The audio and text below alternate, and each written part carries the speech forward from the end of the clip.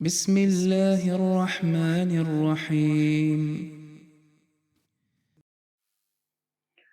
Chers téléspectateurs de la chaîne MTA Burkina Faso, la chaîne du renouveau spirituel, Assalamu alaikum wa rahmatullahi ta'ala wa barakatuhu.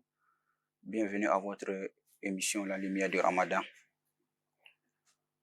Comme invité pour ce numéro, nous avons notre très cher Moulavi, Nahim Ahmed Badjoua Sahib, missionnaire de la communauté islamique Ahmadiyya. Et avec lui, nous allons aborder les thèmes, l'importance de la dernière décade du mois du Ramadan. Mais avant de commencer, Moulavi, assalamu alaikum wa rahmatullahi ta'ala wa barakatuhu. Wa alaykum assalam wa rahmatullahi wa barakatuhu. Le Ramadan, inutile de le dire, c'est un mois béni, un mois de bénédiction. Nous prions qu'Allah agrée tous nos efforts pendant ces mois. Alors, pour parler de l'importance de la dernière décade du mois de Ramadan, selon les dires du saint prophète Mohammed sallallahu alayhi wa sallam, il a donné une dénomination à chaque décade. Nous savons que le mois de Ramadan compte 3 décades. Et le saint prophète Mohammed sallallahu alayhi wa sallam a donné une dénomination à chaque décade. Nous allons demander à notre très cher invité de nous parler donc de ces décades-là, ces dénominations dont le saint prophète a donné à ces décades. A'udhu billahi minash shaitanir rajim. Bismillahir rahmanir rahim. Allahumma salli ala Muhammadin wa ala ali Muhammad. Afzala salawatik wa barik wa sallim innaka hamidun majid. Certainement, dans le mois de Ramadan, il y a beaucoup de bénédictions, de rahmat, de miséricorde et les faveurs divines. Allah Ta'ala est en train de donner aux croyants musulmans. Pourquoi? Car ils sont en train de jeûner uniquement pour lui. Et pour motiver, pour encourager les croyants, lorsqu'ils sont en train de faire cet effort, de ne pas manger jusqu'au soir, de ne pas boire du matin jusqu'au soir, et de s'arrêter plusieurs d'autres activités qui sont permises, mais non permises dans le mois de Ramadan. Et pour encourager, pour donner le bénéfice, Rasulullah sallallahu alayhi wa sallam nous a expliqué que le mois de Ramadan, tous les 3 décades, les premiers 10 jours, de deuxième partie et troisième partie, Allah Ta'ala aussi a réservé certaines bénédictions qui sont beaucoup plus liées à réserver à cette période. Il a dit que les premières décades, les premiers 10 jours du mois de Ramadan concernent beaucoup plus rahmat, c'est-à-dire la miséricorde d'Allah. Ça ne signifie pas qu'il y a seulement rahmat, maintenant il n'y a pas d'autres prières ne sont pas exaucées ou bien d'autres prières on ne peut pas demander. Mais comme on dit qu'une période uniquement ou beaucoup plus concerne à ce point. Et comme c'est le recyclage spirituel qu'Allah Ta'ala est en train de nous donner et nous accorder, il a dit que la première partie des mois de Ramadan, c'est le rahmat. C'est par la miséricorde que je vous ai accordé cette période, et c'est par la miséricorde que je suis en train de vous donner les faveurs, les bénéfices, les bénédictions. Et les premiers 10 jours, aux premières décades, est appelé décade de rahmat, c'est-à-dire la miséricorde d'Allah subhanahu wa ta'ala. Deuxième partie du mois de Ramadan est appelée le décade de maghfira, c'est-à-dire le pardon d'Allah subhanahu wa ta'ala. Et dans cette période, Rasulullah sallallahu alayhi wa sallam nous a expliqué, nous a demandé de supplier beaucoup plus pour avoir le maghfira, pardon d'Allah.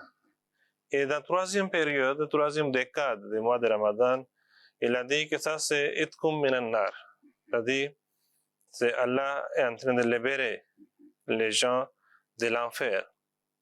C'est pour être loin de l'enfer. Et voilà, c'est dans ce sens que Rasulullah sallallahu alayhi wa sallam a partagé les 3 décades du mois de Ramadan. Premier de rahma, deuxième de maghfira et troisième d'être loin de l'enfer. Itkum minan nar. Alhamdulillah, avec toutes ces belles explications. explication par rapport donc aux 3 décades donc constituent le mois de Ramadan. Donc nous parlant donc de la dernière décade. Je crois que les musulmans redoublent d'efforts pendant la dernière décade. J'aimerais savoir l'importance liée donc à cette dernière décade. Ce qui motive autant les musulmans pendant cette dernière décade-là à redoubler d'efforts dans les adorations et les actes de bonté et de bienveillance. Voilà, certainement. Avant d'entrer en détail la réponse de cette question, je voulais vous partager avec vous que nous trouvons dans l'habitude, dans la sunna de Rasulullah sallallahu alayhi wa sallam, qu'il faisait l'étikaf, c'est-à-dire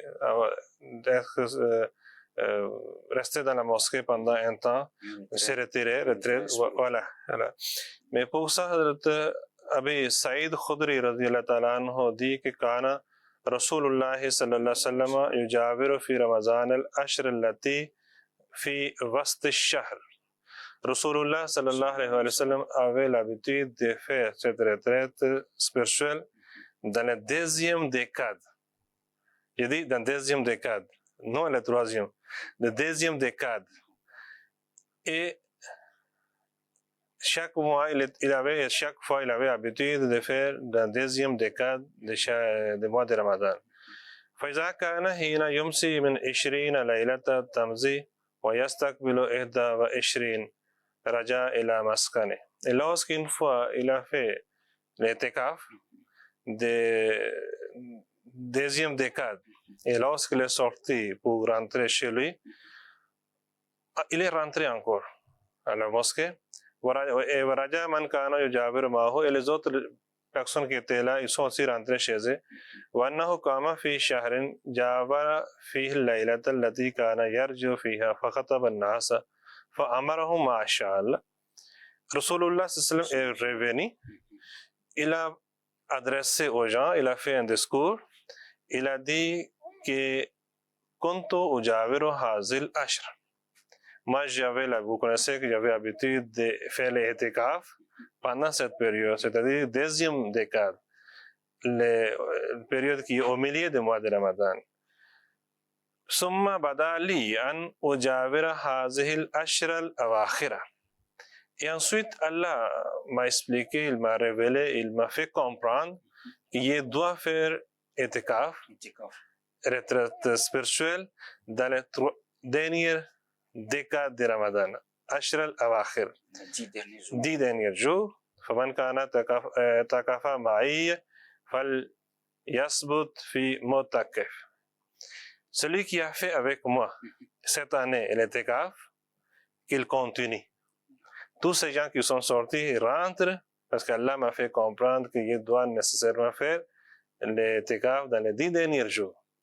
Et ils doivent fakad oritu hazihi laylata, parce que moi j'ai vu qu'Allah Ta'ala m'a fait comprendre qu'il y a Laylatul Qadr, la nuit de décret, dans cette période, dans le 3e décade du mois de Ramadan. فابتغوها في الأشهر الأواخر. Raison pour laquelle il fallait faire les efforts pour chercher Laylatul Qadr dans les 10 derniers jours, dans la 3e décade. وابتغوها في كل وتر. Il fallait chercher toutes les nuits qui sont impaires, c'est-à-dire le 21e jour, le 23e jour, le 25e, le 27e et le 29e jour du mois de Ramadan. Voilà, les nuits impaires du mois de Ramadan. فقد رأيتني أسجد في ماء وطين. Et j'ai vu que lorsque je suis en train de faire le saïda, c'est comme il y a l'eau, il y a un peu de boue aussi. Ça, c'est dans les rêves que la Rasulullah sallallahu a vu.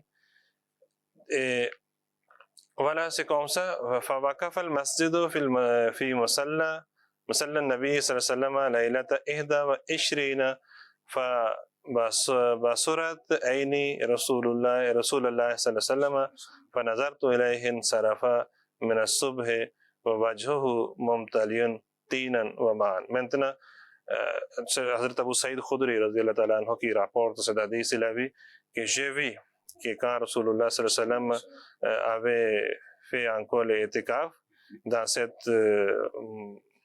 la mosquée encore, et j'ai vu que dans les derniers jours, quand il a fait le saïda, le même temps, il a vu qu'il y avait des traces de l'eau et des boues sur son front.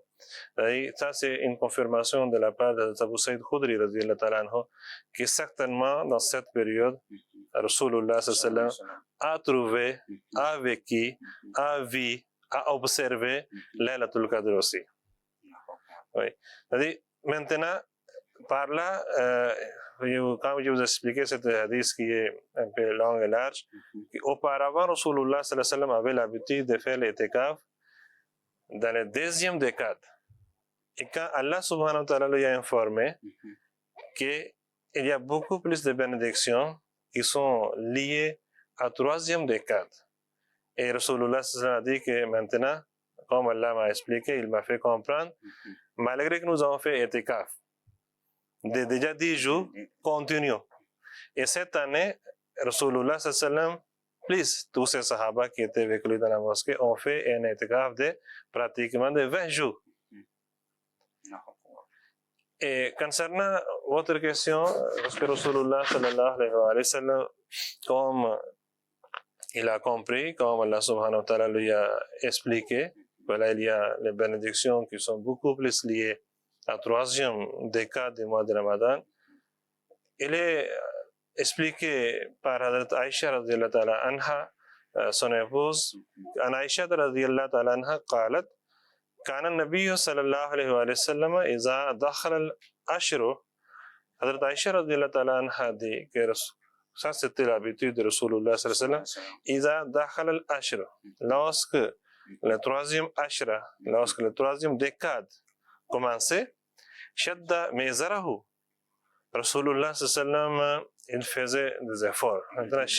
Shadda mizarahu, littéralement, on peut dire c'est un proverbe, c'est une appellation comme ça. Comme on dit en français, de serrer la ceinture. Voilà, serrer la ceinture exactement, pour être encore déterminé.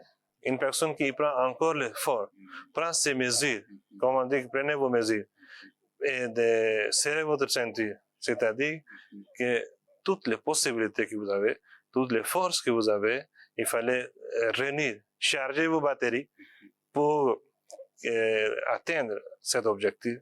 C'est ça, Shadda Mezarahu. Rasulullah sallallahu alayhi wa sallam serrait ses ceintures, c'est-à-dire encore faisait les efforts, être debout encore. Wa ahya laylahu. Les mots que Hadrat Aïcha radiyallahu ta'ala anha a utilisé que ahya laylahu, c'est tellement très important, ça c'est ahya laylahu, c'est-à-dire il veillait maintenant la nuit. La nuit était plus endormie.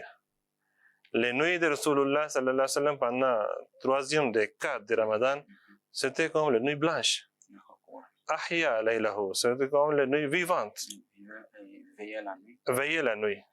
Et c'est comme ça que Rasulullah sallallahu alayhi wa sallam, il serrait les ceintures, il est encore déterminé, il réunissait tous ses efforts, et pour faire toutes ses forces, pour faire les efforts encore plus dans le chemin d'Allah.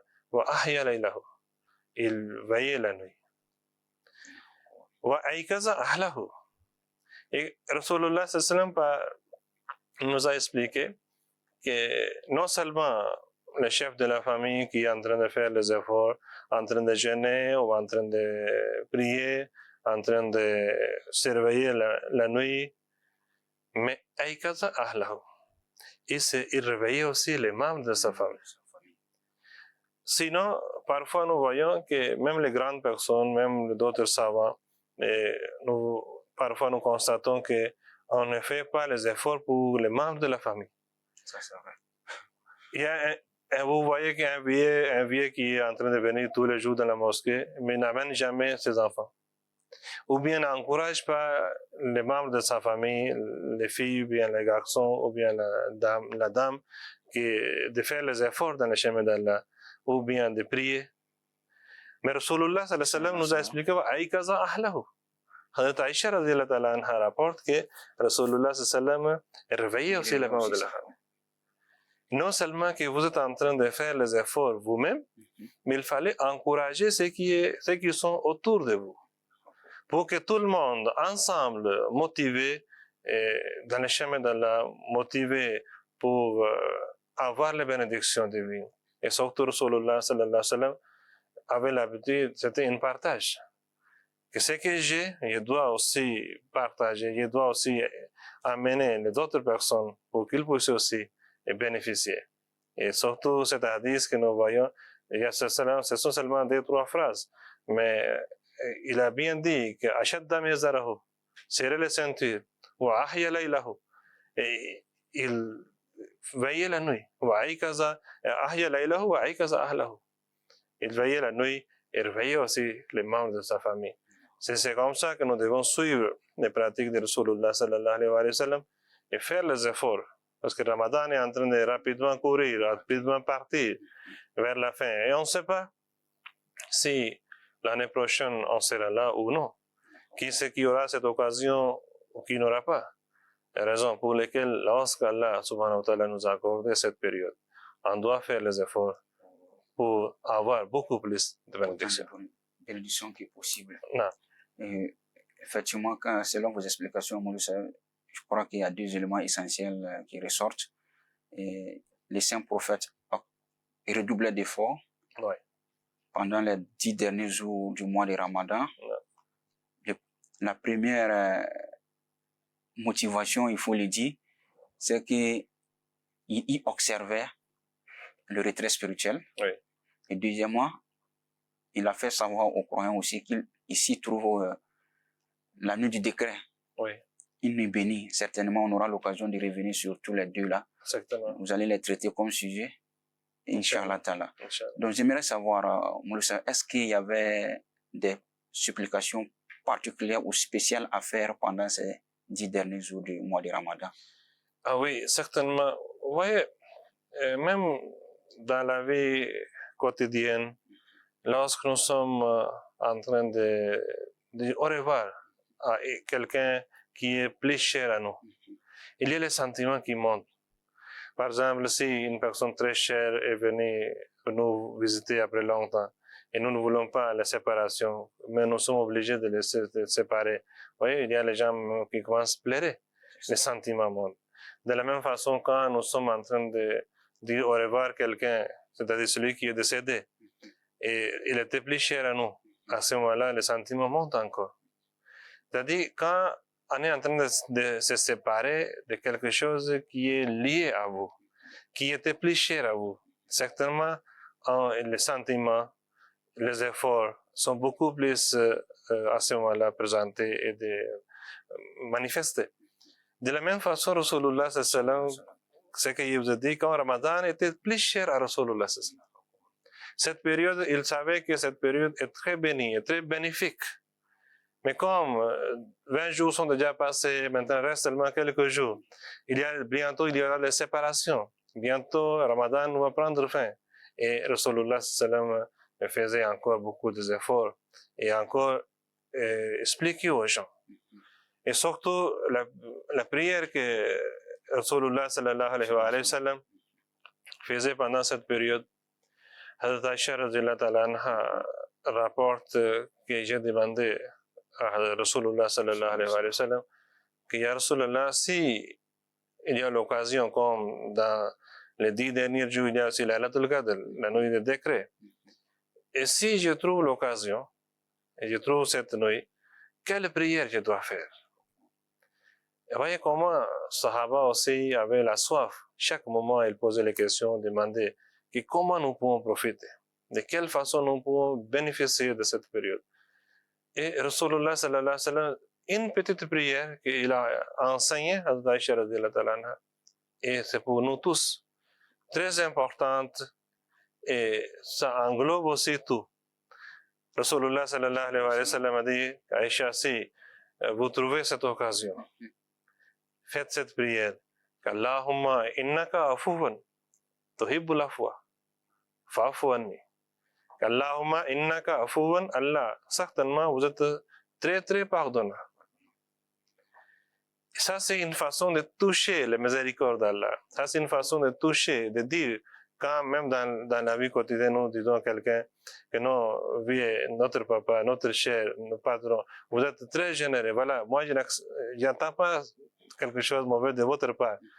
C'est pour solliciter l'assistance, aide, et d'encourager. De la même façon, Rasulullah sallallahu alayhi wa sallam a dit, Allahumma innaka afuwan. Allah, vous êtes certainement pardonnant, très très pardonnant. Tuhibbul afwa. Ce n'est pas seulement que vous êtes pardonnant, vous aimez aussi partager ces pardons, vous aimez aussi donner ces pardons, vous accordez ces pardons à vos serviteurs. Tuhibbul afwa. Et maintenant, quand 2 points sont dits, Allahumma innaka afuwan wa tuhibbul afwa, maintenant, 3e question est, pardonne-moi. Fa'fuanni.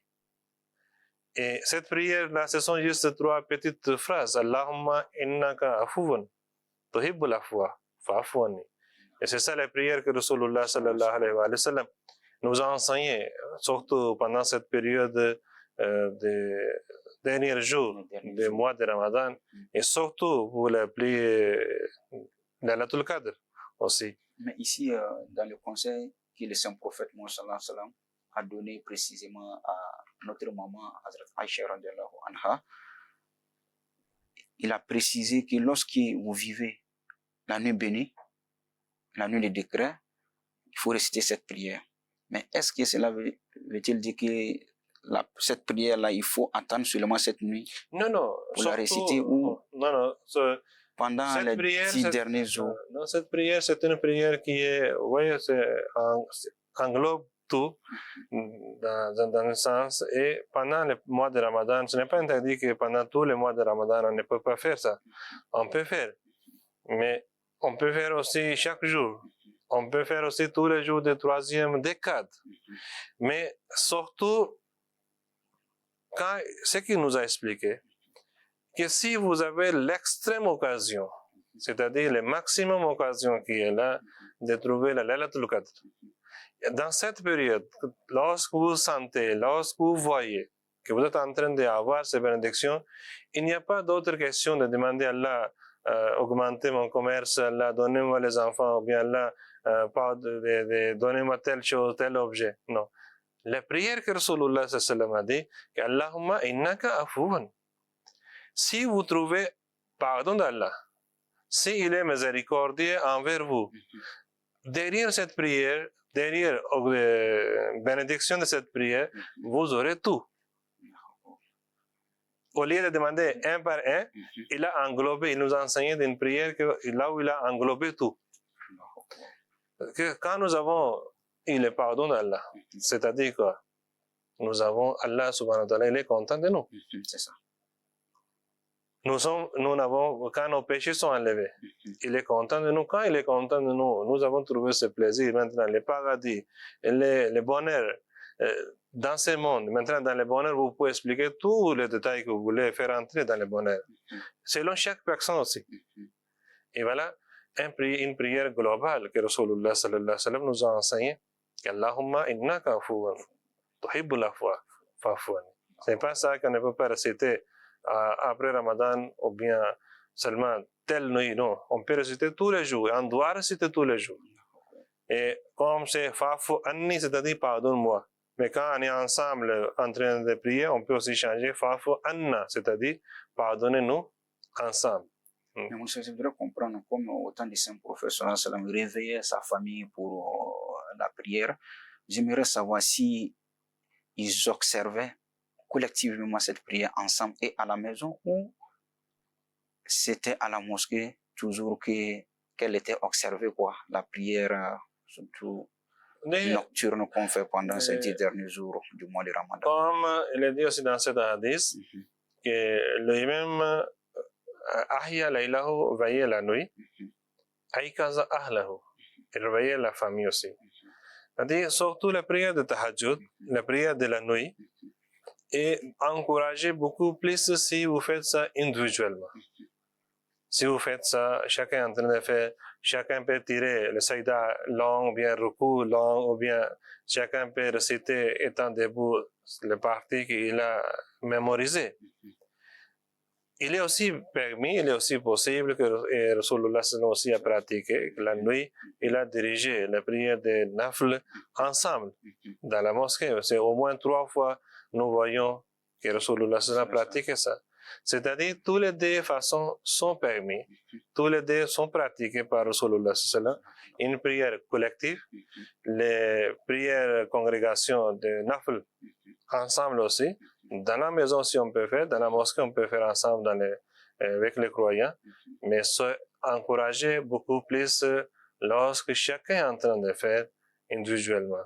Et donc, quotidiennement, nous avons 5 prières dans la mosquée qui ont fait derrière un imam. Mais d'autres prières qui sont volontaires, ça, sont encouragées que si chacun est en train de faire selon ses propres besoins, selon ses propres sentiments, selon ses propres compréhension ou bien là où il veut demander ce qu'il veut demander. Donc, nous sommes presque à terme de notre émission, il faut le dire. Et je voudrais vous demander de prodiguer des conseils à l'endroit de nos téléspectateurs qui nous suivent actuellement, surtout au regard de toutes les importances, les bénédictions et les avantages liés à la dernière décade du mois de Ramadan. Donc, quels sont les conseils que vous avez à l'endroit de nos téléspectateurs pour leur permettre de bien pratiquer et redoubler d'efforts également, comme le saint prophète Mohammed l'a fait, avec surtout ses sahaba et les membres de sa famille, leur permettre également de bénéficier des grâces et des bénédictions de comme je dis, il y a des aspects que nous sommes en train de voir. Un, qui les gens négligent de réveiller les membres de la famille. C'est ça. Mais il y a quelques jours que sur les réseaux sociaux, j'ai vu une nouvelle que dans un pays, un chef de la famille, il a voulu réveiller sa fille, mais sa fille a dit que non, je ne me sens pas bien. Et ce monsieur est fâché jusqu'à tel point, comme il a vu que la fille n'était pas réveillée, il est parti, il a pris des pistolets, il a tiré sur l'enfant et l'enfant est décédé même. Jusqu'à ce extrême. C'est-à-dire, si peut-être la fille qui était bien sûr déjà adulte, on ne sait pas si elle ne sentait pas bien ou bien ses règles étaient commencées ou quoi, elle ne voulait pas gêner. C'est ça. Mais ça, c'est extrême niveau, mauvaise compréhension de certains gens jusqu'à tel point. Mais de l'autre côté, il y a les autres qui négligent totalement. Rasulullah sallallahu donnait la voix qui est au milieu. Et il réveillait les gens, priait. Et Rasulullah sallallahu a dit que dans les dernières nuits du mois de Ramadan, comme c'est les dernières décades, dernières nuits du mois de Ramadan, Allah accorde ensemble les maghfira à ma communauté, à ma ummat. Et les gens ont posé la question, ya Rasulullah, est-ce que c'est la dernière nuit là où il y a Laylatul Qadr? Il a dit non. Mais lorsque vous voyez quand quelqu'un est en train de travailler, à la fin, on lui donne le salaire. À la fin, on lui rembourse ce qu'on lui doit. C'est ça.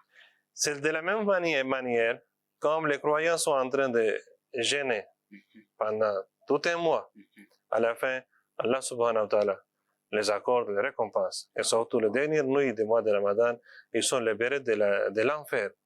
Et qu'Allah nous donne la possibilité de bien gêner et de bien pratiquer ces pratiques de Rasulullah sallallahu alayhi wa sallam. Et surtout, si Allah subhanahu wa ta'ala nous accorde la miséricorde, si il est incliné sur nous avec la miséricorde, avec la rahma, c'est ça l'objectif. Et c'est là où il y a toutes les bénédictions résident. Et pour terminer, je peux toujours répéter les prières de Rasulullah sallallahu qui nous a enseigné, qui est une prière très bonne. Et j'aime ça personnellement aussi. Chaque musulman aussi aime ça. Allahumma innaka afuwan, tuhibbul afwa, fa'fu anna. Merci beaucoup, Jazakumullah Moussa, pour toutes ces explications.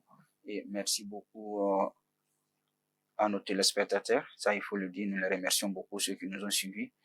Que Dieu nous aide à comprendre la prière que notre invité vient de réciter, afin que nous puissions nous aussi nous aussi pratiquer dans notre vie.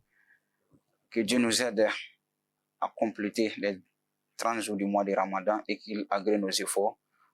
Ceux qui veulent participer à l'émission, la bande défilante, il y a notre numéro qui passe, vous pouvez apporter votre contribution. Merci et nous vous donnons rendez-vous très prochainement. Jazakumullah.